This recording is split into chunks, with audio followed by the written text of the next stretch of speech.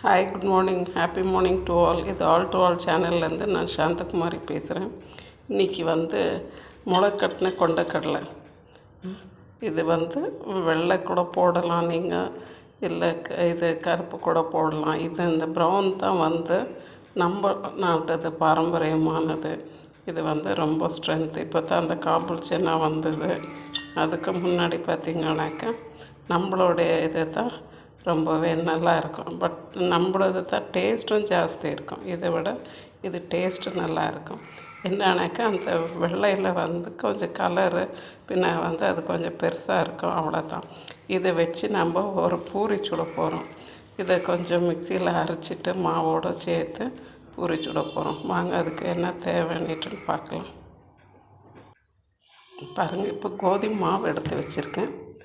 அந்த கொண்டக்கடலை, முளைக்கட்டின கொண்டக்கடலையை கொஞ்சம் மிக்சியில் போட்டு அரைச்சிருக்கேன்.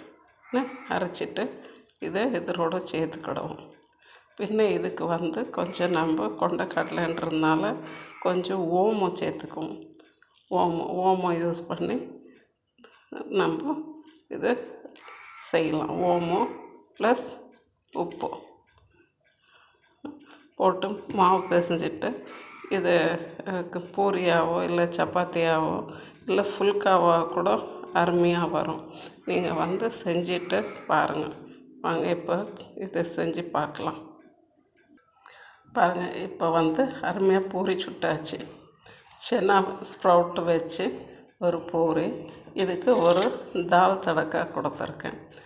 இதுக்கு மேலே கொஞ்சம் இந்த வெங்காயம் போட்டு பச்சை வெங்காயம் கொஞ்சம் கட் பண்ணி போட்டு சாப்பிட்டாக்கா நல்லாயிருக்கும். நம்ம பூரி பாருங்களேன் எவ்வளோ சாஃப்டாக இருக்குதுன்னுட்டுன்னு. சப்பாத்தியும் அதே மாதிரி தான் சாஃப்டாக வரும். இதே மாதிரி சாஃப்டாக இருக்கும். என்னென்னா அந்த பயிர் அரிசி போட்டது கொஞ்சம் தெரியுது. நம்ம முக்கால் பாகம் நம்ம பிள்ளைங்கள்லாம் இந்த பயிர் யூஸ் பண்ண மாட்டாங்க.